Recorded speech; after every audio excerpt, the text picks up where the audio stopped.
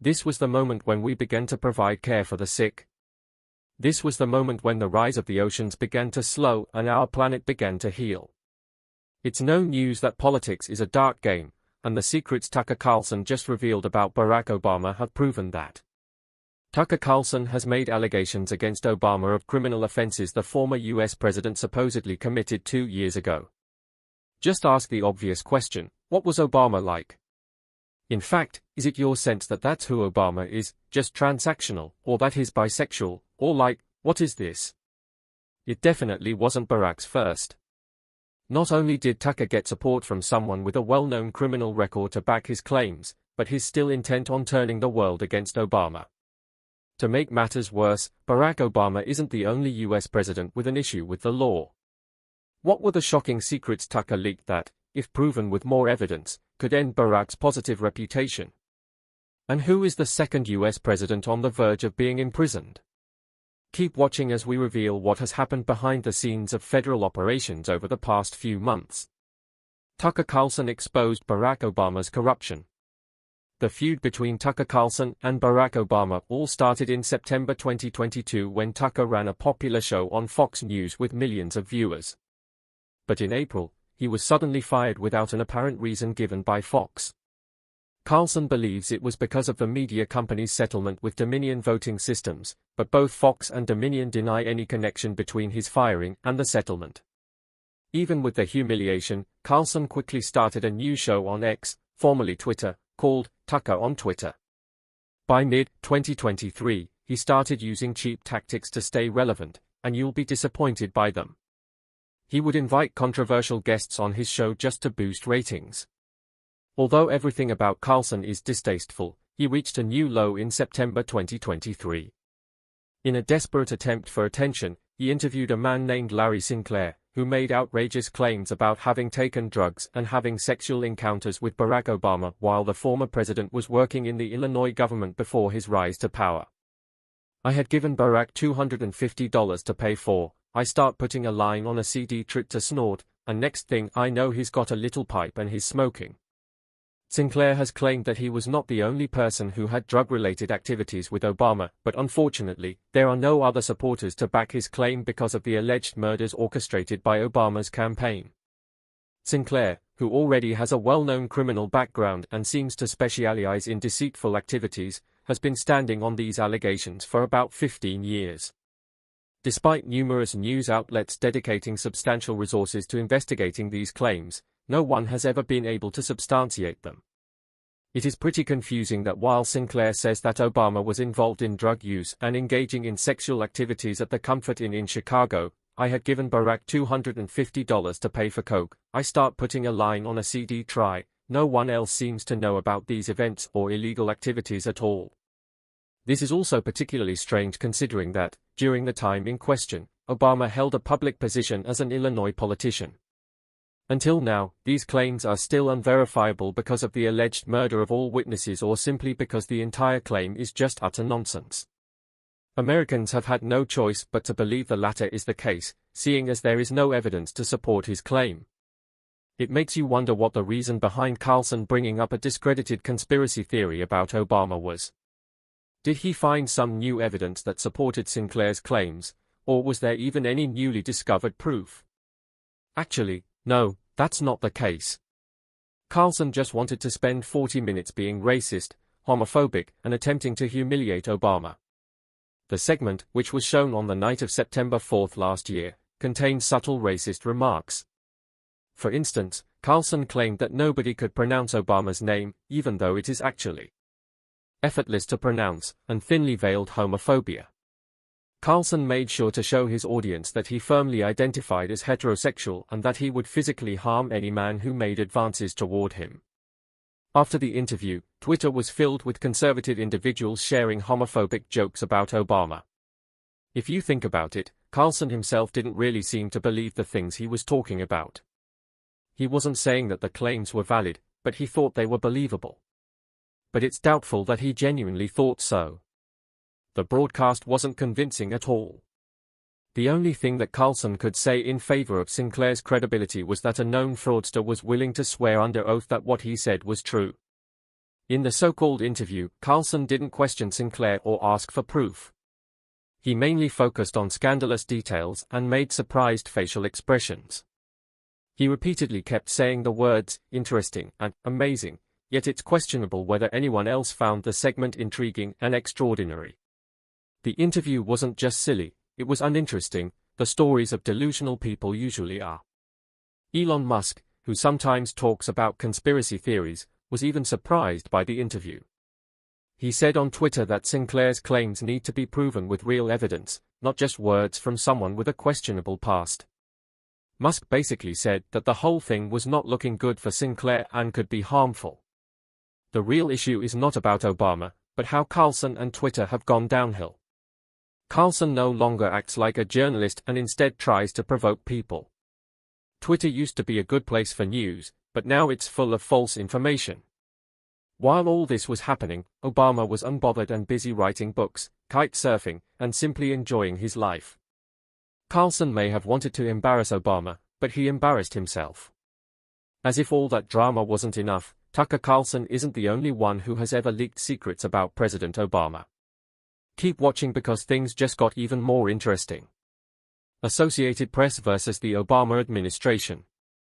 In January 2015, it was revealed by the Associated Press that the Department of Justice, under the orders of President Obama, had secretly monitored AP reporters. The purpose behind this surveillance was most likely an effort to suppress internal leaks. The Justice Department obtained 2-month telephone records specifically targeting more than 20 different phone lines associated with the news agency. These lines included those used by reporters for their cell phones, office phones, and even home phones. The impact of this action could potentially affect over 100 staff members.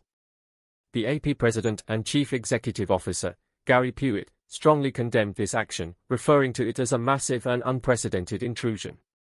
He demanded an explanation from the DOJ regarding their motives for pursuing these records. Pewitt also insisted that the government return the phone records and ensure the destruction of any other existing copies. In a letter addressed to Attorney General Eric Holder, he expressed his strong disapproval of the extensive collection of telephone communications involving the Associated Press and its reporters. According to him, these records can potentially expose confidential sources used in all of the AP's news-gathering activities over 2 months. They also provide detailed information about the AP's news operations, which the government cannot access. He also accused the government of violating the AP's First Amendment rights, stating that this action by the Department of Justice significantly the interference with the news agency's constitutional rights to gather and report news did not end there. The Department of Justice informed the AP about the secret surveillance but did not explain why they obtained the records from April and May 2012. The records include details of calls made and received on reporters' personal phones as well as office lines in New York, Hartford, and Washington, D.C., including the House of Representatives line. The AP speculated that the surveillance might have been an attempt to identify the government insider who leaked information about a thwarted Yemen terror plot, which the AP reported in May 2012. The AP mentioned that prosecutors had previously requested this information from the agency and its reporters, but the news agency refused to cooperate. The DOJ collected phone records of 5 reporters and 1 editor who worked on that particular story, according to the AP. During an interview with the Washington Post, an attorney representing the AP was concerned that the breach would negatively impact the agency's ability to gather and share news effectively. The lawyer, David Schultz, said the privacy breach ruins AP's news-gathering efforts, as sources may hesitate to speak with journalists if they believe they are being used as tools for investigations by prosecutors. Unfortunately, that seems to be the case here. The American Civil Liberties Union also strongly criticized the confiscation, labeling it as an unacceptable misuse of authority. Ben Wisner, the director of the ACLU's Speech, Privacy, and Technology Project, talked about the importance of press freedom in a democracy, as there has always been confidential communication between reporters and their sources. The Obama administration's surveillance of journalists has made many concerned about press freedom and the ability of reporters to protect their sources and maintain confidentiality.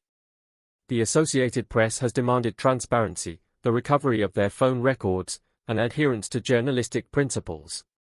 This incident has sparked a public debate on finding a middle ground between national security and civil liberties. While addressing security breaches is important, it is equally important to protect the rights of journalists and the public's right to access information. The acts of the Department of Justice in this case have raised worries about the government's intrusion into journalists' privacy and the potential threat to press freedom. It's strange that the entire case died down after the AP revealed the secret, and there has been no update on whether President Obama was guilty. What's interesting in all of this is that Obama isn't the only president accused of alleged shady activities and being on the wrong side of the law.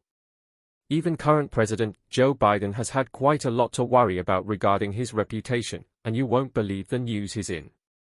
Joe Biden's secrets being revealed all started last December.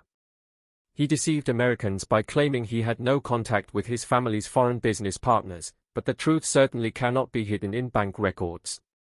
The evidence presented by the House Committee on Oversight and Accountability, which includes bank records and witness testimonies, clearly shows that Joe Biden truly had interactions with almost all of his son Hunter Biden's foreign business partners.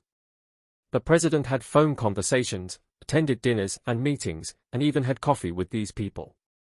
Among them were Russian and Kazakhstan oligarchs, an executive from Burisma, and Chinese nationals who collectively channeled millions of dollars to his son. Devon Archer was a business partner of Hunter Biden, who is the son of Joe Biden. Archer and Hunter Biden worked together on many business deals, especially with foreign companies. But one day, Archer decided to tell the truth about what he knew about the Biden family's business dealings. He became a whistleblower, which means he reported wrongdoing to the authorities. Archer testified or told his story to a group of people who investigated wrongdoing. He told them that Joe Biden, the president, was directly involved in Hunter's foreign business dealings. This was surprising because Joe had said he didn't know much about his son's business, but Archer said that wasn't true. He said Joe Biden was very involved and even helped Hunter make deals with foreign companies. Archer's testimony was very important because it implicated Joe Biden in a corruption scheme. This means that Joe Biden might have done something wrong, like using his power as president to help his son make money. This is not allowed and is considered corruption. Archer's testimony was shocking because Americans did not expect the president to be involved in such an offense. This is very serious and could have dire consequences for Joe Biden and his family. A big storm cloud is hanging over the Biden family, and everyone is waiting to see what will happen next. The investigators are now looking into what Archer said, and they might ask more questions or look at documents to see if his statement is true. If they find evidence that Joe Biden truly committed the offenses he has been accused of, he could be in big trouble. He might even have to leave his job as president. Archer's testimony has been very detailed and specific. He has said that Hunter Biden made many deals with foreign companies and that Joe Biden was very involved. He has even said that Joe Biden met with foreign business leaders to help Hunter make these deals. This is very suspicious because Joe Biden might have used his power as president to help Hunter make money. For example, Archer has said that Hunter made a deal with a Chinese company to invest in a Ukrainian energy company. That's not all. He has also said that Joe Biden met with the Chinese business leaders, and then Hunter made the deal. This is very concerning because it looks like Joe Biden might have used his power as president to help Hunter make the deal. Archer has also said that Hunter made many other deals with foreign companies and that Joe Biden was involved in many of these deals.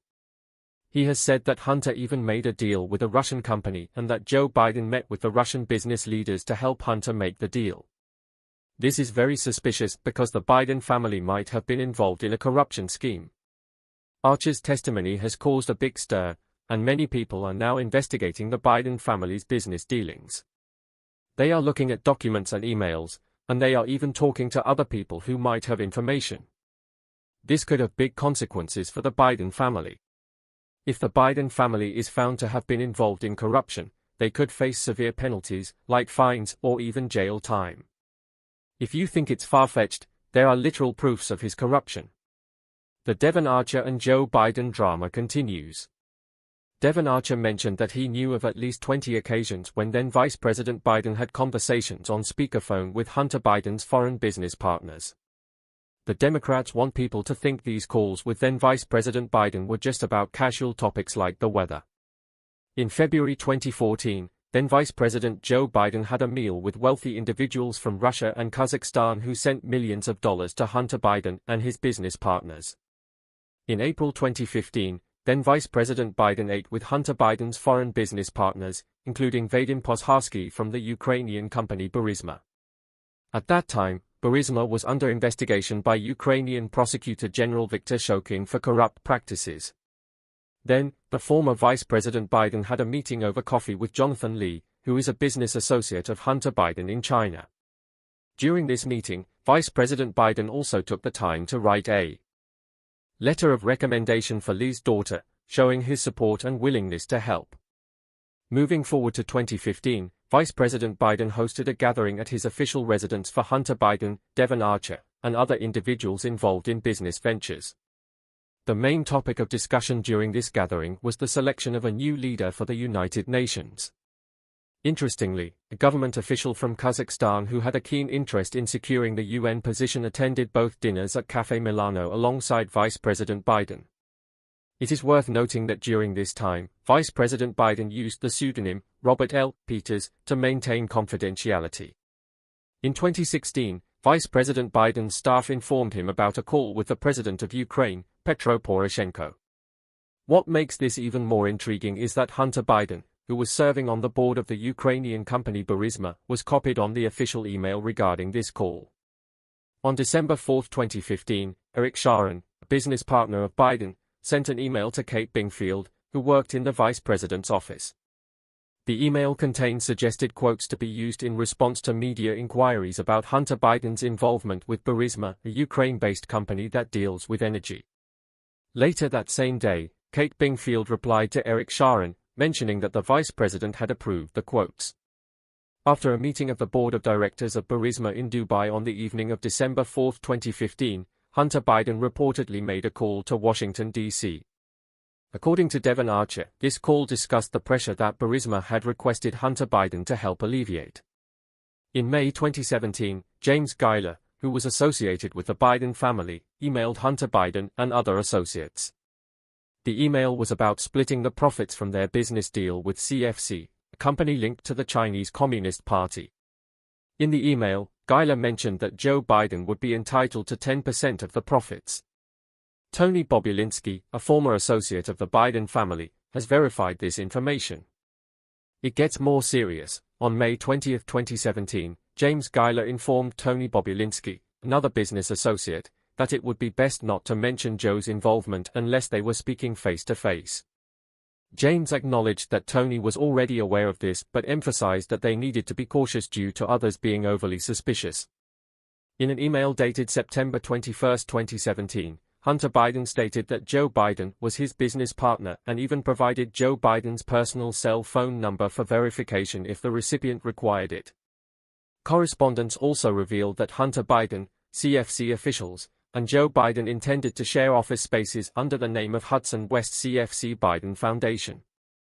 On July 30, 2017, Hunter Biden demanded money from his Chinese business associates and issued a threat, claiming that Joe Biden was there beside him. He warned that if he received any communication regarding the matter from anyone other than the recipient, he would ensure that Joe Biden and his extensive network of contacts would hold a grudge against them indefinitely. Hunter Biden also mentioned on August 3, 2017, that the Biden family was very skilled at fulfilling the chairman's desires within their partnership, dismissing any important disagreements. The chairman in question, Yi Jianming, is a Chinese billionaire with ties to a CCP intelligence gathering agency.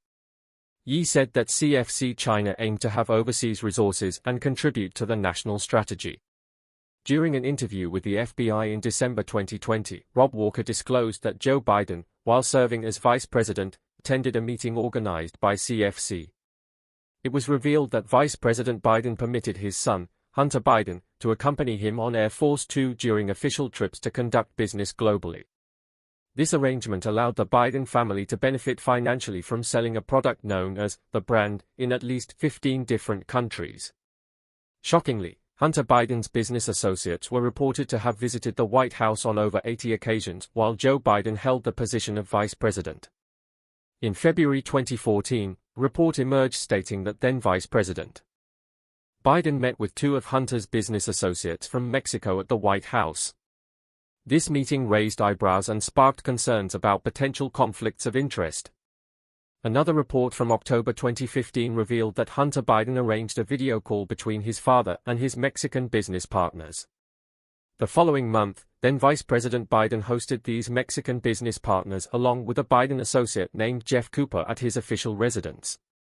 That's not even half of the whole case. The questionable actions continued. In February 2016, then Vice President Biden allowed his son and another Biden associate, Jeffrey Cooper, to travel to Mexico on Air Force Two for a meeting with their business partners. These repeated instances of Joe Biden involving his son and associates in official government matters raise serious questions about the ethical conduct of the Biden family. We need to thoroughly investigate these allegations and determine whether there were any violations of laws or moral standards. The American public deserves to be let in on what's really happening behind the scenes from their elected officials, and it is crucial to ensure that no one is above the law. The implications of these actions, if proven true, could have far-reaching consequences for the Biden family and their reputation. The FBI's Form FD-1023, from June 30, 2020, states that Joe Biden, who was the vice president at that time, was involved in a scheme where he received $5 million in exchange for certain actions. Hunter promised Chinese investors access to his father, Joe Biden. In an email from September 2011, Hunter mentioned that his worth to Chinese investors was not because of himself but because of his family name. In 2019, Hunter texted his daughter, saying that he wouldn't ask for half of her salary like his father would. Still, on Biden's corruption case, Hunter Biden informed lawmakers that his business partner, not a wealthy politician from Kazakhstan, was actually the one who paid for his new Porsche. He clarified that his associate wired the money before having dinner with then Vice President Joseph R. Biden. During his testimony, Hunter Biden admitted that his father occasionally joined his business meetings and even made speakerphone appearances while he interacted with his associates. Notice how he threw his father under the bus and not his unnamed business partner. It goes to show how serious the whole thing is. The transcript, which has 229 pages and was released on February 8 this year, reveals Hunter Biden's determination to refute allegations that his father was involved in securing lucrative business deals that benefited the Biden family and their associates. These deals reportedly resulted in earnings exceeding $20 million from various countries such as Kazakhstan, China, Russia, Ukraine, and others. By 2023, things were not looking up for Joe Biden. In fact, he might wave goodbye to his position earlier than anyone saw coming. On September 12, 2023, Kevin McCarthy, who was serving as the Speaker of the United States House of Representatives at that time, announced an impeachment inquiry into President Joe Biden. The House's Judiciary, Oversight, and Ways and Means committees were responsible for conducting this inquiry. James Comer, the chairman of the Oversight Committee, was appointed to lead the investigation. Before this, Speaker McCarthy had mentioned that a majority House vote would be required for an inquiry. He initiated the inquiry by highlighting that previous House investigations had indicated possible corruption involving Biden and his family. It is important to note that no evidence of wrongdoing by Joe Biden himself had been found in any congressional investigations at that point. The inquiry proceeded with a public hearing on September 28, 2023. Despite no evidence of wrongdoing found by the earlier Comer Committee investigation or the impeachment inquiry, majority House Republicans approved a resolution to formalize the inquiry on December 13, 2023. Democrats voted against the resolution. The impeachment inquiry was winding down by March 2024 due to a lack of evidence and Republican reluctance to proceed with impeachment hearings. Alexander Smirnov, an important person in all the bribery allegations against Joe Biden, was arrested by the FBI on February 15, 2024, for lying to investigators and fabricating a story to damage Biden's re-election campaign, claiming involvement of officials associated with Russian intelligence. Many Republican members of Congress and political analysts viewed the start of the impeachment inquiry as a move by McCarthy to appease stubborn right-wing House members and prevent a potential issue for his speakership. The inquiry coincided with tense negotiations over appropriations bills and the looming government shutdown deadline. Some far-right lawmakers linked impeachment demands to other legislative issues, with Green and Gates making strong statements supporting impeachment votes. Despite McCarthy's decision to launch the inquiry, several far-right House members are adamantly standing on their demands and stance on the speakership. What's your opinion on Joe Biden's probable impeachment, and do you think Barack Obama was guilty of all he was accused of? We would love to know in the comments. If you enjoyed watching this video, don't forget to leave a like, share it with your family and friends, and subscribe to our channel so you don't miss our next updates. Democratic consultant Laura Fink refused to yield to Fox News host Harris Faulkner on Tuesday. Harris Faulkner very bravely disclosed a story with the public that was definitely real, definitely happened, and definitely was not made up, and I thank her for that, because those were some strong words. A very strong anecdote about what she definitely experienced. Brash style eventually earned him his own show, Waters World, and later a permanent spot on the Fox News popular roundtable discussion show. On the other hand, Harris Faulkner has carved out a reputation built on award-winning journalism. Her more formal and serious style of reporting has won her the respect of both viewers and colleagues. Faulkner is a 6-time Emmy Award winner known for her commitment to factual reporting and sharp interviewing skills. As the host of the Faulkner Focus and co-host on Outnumbered, she brought a sense of balance to the network's sometimes heated commentary. During a time of major transitions at Fox News, both Waters and Faulkner have played key roles in shaping the direction of the network. Over the past few years, Fox News has faced various internal changes, including shifts in leadership and program restructuring. This period of transformation has seen the rise of personalities like Waters, who appeal to a younger, more politically charged audience, while Faulkner provided a steady, traditional journalistic voice in the midst of the network's evolution. Amid these changes, Jesse Waters surprised viewers with a shocking on-air announcement during a recent segment of The Five. As the show opened to its usual format, Waters suddenly addressed the topic of Harris Faulkner moving on, leaving audiences stunned. His simple statement sparked an immediate wave of speculation. Was Faulkner leaving the network for good? Was she transitioning into a new role? But that's not all. You won't believe what happened next. The announcement was brief, offering little detail about Faulkner's next steps, which only fueled more speculation. Great pleasure. Joining us now, Harris Faulkner, co-host of Outnumbered and host of the Faulkner Focus on Fox News. Harris, it is wonderful to see you, even if I have to go to Chicago to find you. Viewers immediately took to social media, expressing both confusion and curiosity about what this meant for Fox News and Faulkner's future. Many longtime fans of the network expressed their disappointment, while others speculated about her next move. Could she be heading to another network? Or perhaps she was stepping away from the spotlight altogether. Fox News viewers have always been deeply connected to their favorite hosts, and Faulkner was no exception. Known for her poise and professionalism, she built a loyal following over her years with the network. The sudden news of her departure came as a shock, especially given her prominent role. The fact that Waters, a fellow co-host, was the one to break the news added to the seriousness of the moment. With no official statement from Faulkner herself, rumors began swirling about the reasons behind her departure. Some believe she is preparing to take on a bigger, more prominent role elsewhere, while others wonder if internal changes at Fox had prompted her exit. However, it appears that what Jesse Waters said did not refer to Faulkner leaving Fox News but to the studio renovations that are currently going on at the station. Fox News has been undergoing significant studio renovations, including moving key shows to a revamped Studio B. This shift included Jesse Waters' program and Harris Faulkner's The Faulkner Focus. During an episode of The Five, Waters mentioned this move, offering viewers a glimpse into the changes happening behind the scenes. Hello, everybody, I'm Jesse Waters, along with Judge Jeanine Pirro, Harold Ford Jr., Shannon Bream, and Greg Gutfeld. It's 5 o'clock in New York City, and this is The Five. Waters explained that the move to Studio B was primarily due to the network's effort to modernize its broadcasting spaces, enhancing viewer experiences. He briefly highlighted that both his and Faulkner's shows would now be broadcasting from this newly renovated space, focusing on the improved facilities and what it meant for their programs moving forward.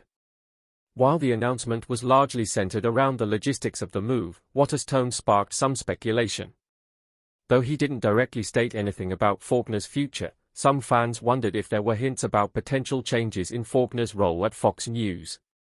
Fans and media analysts began questioning whether the move to Studio B indicated a larger transition within the network or even possible future shifts in Faulkner's career.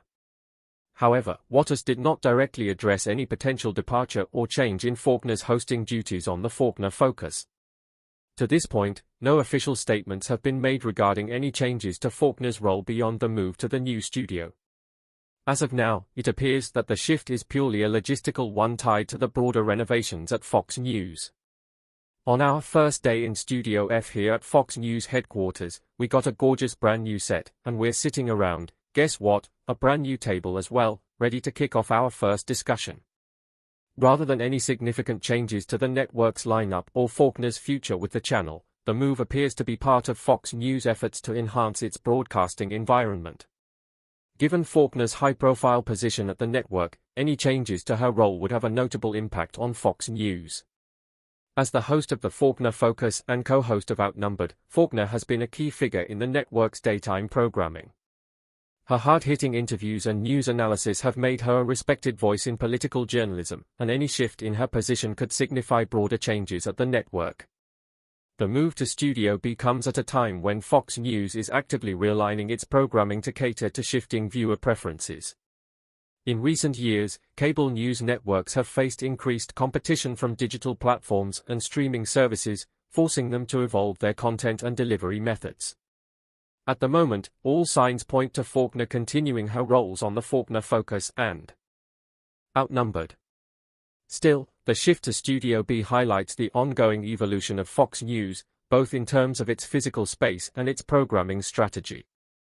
It might be surprising that a simple statement by Jesse Waters would ignite speculations about Faulkner leaving, but following the high-profile exits of other major Fox News personalities, we can see why the speculations began.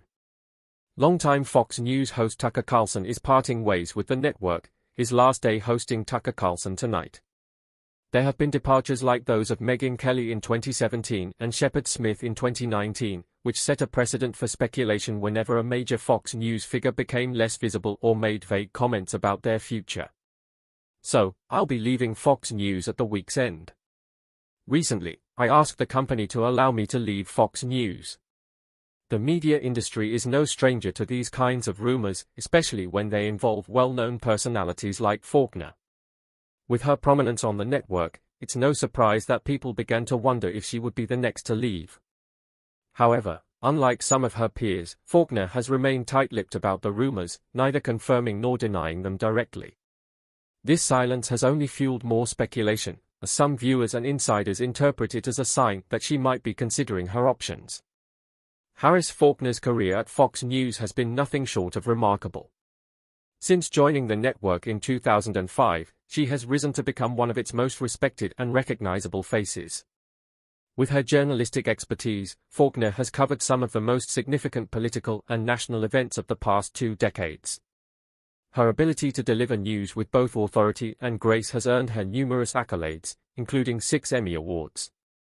Faulkner's rise to prominence began with her role on Outnumbered, where she showcased her sharp interviewing skills and ability to hold her own in fast-paced panel discussions. Her transition from Outnumbered to her own show, The Faulkner Focus, was a testament to her growing influence at Fox News. Among Faulkner's career highlights is her Peabody Award, a prestigious honor that recognizes excellence in journalism. This achievement, along with her many Emmy wins, cements her reputation as one of the top news anchors in the industry. Her ability to balance hard news with thoughtful commentary has made her a trusted voice for millions of viewers. Prince Harry was born on September 15, 1984, at exactly 4:20 p.m. British summertime in the Lindo wing of St Mary's Hospital in Paddington, London. He is the second child of Charles, Prince of Wales, who later became King Charles III, and his first wife, Diana, Princess of Wales. At the time of his birth, his grandmother Elizabeth II was the reigning queen. Harry was baptized Henry Charles Albert David on December 21, 1984, at St George's Chapel in Windsor Castle by Robert Runcie, the then Archbishop of Canterbury. His family, friends, and the public have always called him Harry, and his brother William often called him Harold. Harry and his older brother William grew up at Kensington Palace in London and at Highgrove House in Gloucestershire. Princess Diana, determined to make her children have some sort of normalcy in their royal upbringing, sought to give her sons a taste of the world beyond palace walls. She made sure they visited a variety of places, from Walt Disney World and McDonald's to AIDS clinics and homeless shelters. From a young age, Harry joined his parents on official trips, including their first overseas tour to Italy in 1985. He also traveled with them to Canada in 1991. In 1996, Harry's parents would sadly divorce, and just a year later his mother died in a car crash in Paris. She'd had a quite severe head injury, but she was very much still alive on the back seat, and those people that caused the accident, instead of helping, were taking photographs of her dying on the back seat. While he and William were staying with their father at Balmoral Castle, their father broke the news of their mother's death to them. At her funeral, Harry, then 12, walked behind the funeral procession with his father, brother, grandfather Prince Philip, and some other people. Harry and William inherited the majority of their mother's £12.9 million estate when they turned 30, with each brother receiving £10 million by 2014. They also received many of her personal belongings, such as her wedding dress, dresses, diamond tiaras, jewels, letters, and paintings. Additionally, they were given the original lyrics and score of "Candle in the Wind," performed by Elton John at Diana's funeral. Harry and his brother also shared an additional £4.9 million, which came to them as a trust fund from their grandmother, Queen Elizabeth the Queen Mother, when they turned 21, and £8 million more when they turned 40. Since William will become king, he is expected to benefit from additional financial support, leaving Harry with the larger share of the Queen Mother's inheritance. As for his education, Prince Harry, like his father and brother, would follow the path of attending prestigious private schools. His early years of learning began at London's Jane Minors Nursery School and the pre-preparatory Wetherby School. From there, he moved on to Ludgrove School in Berkshire, setting the stage for his next big step. Harry's academic journey took a notable turn when he passed the entrance exams and was admitted to Eton College. During his time at Eton, Harry demonstrated talent as an artist, but it was in sport where he excelled in rugby and soccer on Eton's vast lake. This choice marked a departure from the family tradition of Gordonstown, a school attended by his grandfather, father, 2 uncles, and 2 cousins. Instead, Harry followed in his elder brother William's footsteps and adhered to a different family tradition, Eton College, which was also attended by his mother's father and her brother. After finishing school, Harry decided to take a gap year. During this time, he ventured to Australia, where he worked as a jackaroo on a cattle station, learning the ropes of ranch life. He also participated in a thrilling polo match between Young England and Young Australia. Harry didn't stop there. He traveled to Lesotho, where he made a big impact working with orphan children. His experiences there were captured in a moving documentary film titled The Forgotten Kingdom, Prince Harry in Lesotho. As part of his royal duties, Harry would serve in the military for a while. In 2006, it was announced that Harry's unit was scheduled to be deployed in Iraq the following year. Then, in October of that same year, Harry completed the troop leader's course and returned to his regiment in Windsor, where he was given command of a troop consisting of 11 soldiers and 4 scimitar reconnaissance vehicles. On February 22, 2007, the Ministry of Defense and Clarence House announced that Harry would be deployed to Iraq with his regiment as part of the 1st Mechanized Brigade of the 3rd Mechanized Division. The Palace and Ministry of Defense agreed with the media on more open, managed press access to Harry's tour of Afghanistan. Harry supported this decision, even stating that he would leave the army if he was ordered to stay behind while his regiment went to fight. Harry would go on to also serve in Afghanistan in 2012, and he would later reveal in his 2023 memoir Spare that he flew on 6 missions that resulted in him killing 25 Taliban members. Harry also wrote about how he had been trained to see enemy casualties not as individuals but as chess pieces taken off the board. He explained that the number of casualties didn't bring him any satisfaction or shame. After Harry's comments were published, Pen Farthing, a former Royal Marines commando and founder of the No Dogs charity, was evacuated from Kabul on January 6, 2023. This move was made to protect him from potential revenge attacks. Harry's statement sparked strong reactions from both Taliban members and British politicians and military figures. After leaving military service, Harry decided to focus on his royal duties. At the age of 21, he was appointed as a Councillor of State and began his duties in this role. On January 6, 2009, the Queen gave Harry and William their own royal household. Before this, their affairs were managed by their father's office at Clarence House in London. The new household announced that they had set up their own office at nearby St James's Palace to manage their public, military, and charitable work. As part of his charity work, Harry led an official trip to Belize in March of 2002 as part of the Queen's Diamond Jubilee celebrations. He then travelled to the Bahamas and Jamaica, where Jamaican Prime Minister Portia Simpson Miller was considering making Jamaica a republic. Harry also visited Brazil for the Great Campaign. To join in the celebrations, he played the tambourine and appeared in the music video for the song Sing, which was released in May 2012 to celebrate the Diamond Jubilee. Prince Harry took the stage at the London production of Hamilton and left fans wanting more. As his royal tour continued, Harry would also make an official visit to the United States. The trip focused on supporting injured American and UK troops, promoting his charities, and advancing British interests. His visit included stops in Washington, D.C., Colorado, New York, New Jersey, and Connecticut. In New Jersey, he met survivors of Hurricane Sandy. In October 2013, Harry took his first official tour of Australia, where he attended the International Fleet Review at Sydney Harbour and visited the Australian SAS headquarters in Perth. In May of the following year, Harry travelled to Estonia and Italy. In Estonia, he visited Freedom Square in Tallinn to honour fallen Estonian soldiers, attended a reception at the Estonian Parliament, and took part in a military exercise.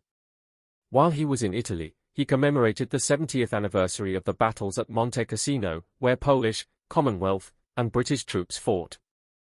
On November 6, 2014, to honour fallen heroes, Harry opened the Field of Remembrance at Westminster Abbey, a role usually carried out by Prince Philip. Harry was also passionate about charity work, just like his mother, Princess Diana, was, and it can be seen from his support for numerous charity organisations. In 2006, Harry visited the Manse Children's Home in Lesotho.